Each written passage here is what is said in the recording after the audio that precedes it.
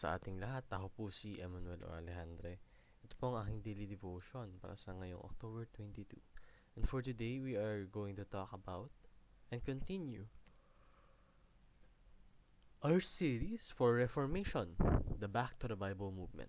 And for today, our focus will be ad fontes to the sources.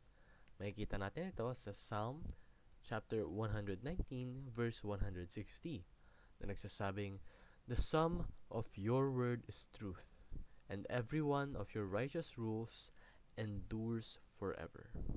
Sa Tagalog po, ang kabuuan ng iyong salita ay katotohanan, at bawat isa sa iyong matuwid na batas ay nananatili magpakilanman. So, the Bible is the foundation of truth.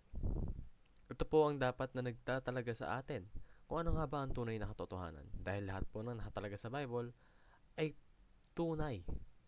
At ito'y lahat salita ng Panginoon. At ang salita ng Panginoon ay hindi nagkahamali, hindi nawawalan ng bisa, ng halaga, dahil ito'y totoo at tunay.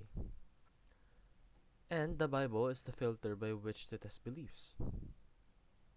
Nakatalaga din po sa Bible. At ang mismong Bible ay ginagamit upang mabusisi ang mga tagapaniwala kung sila ba talaga'y nararapat at tunay, no?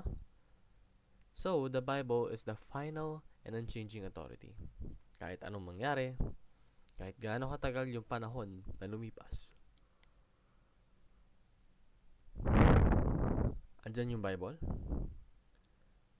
Totoo ang Bible. At ang Bible, ang nararapat lang na maging foundation of truth mo, ang nararapat na gamitin upang matest yung belief mo.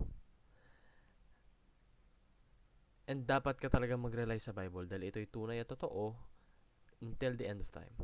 So, go back to the source given by God.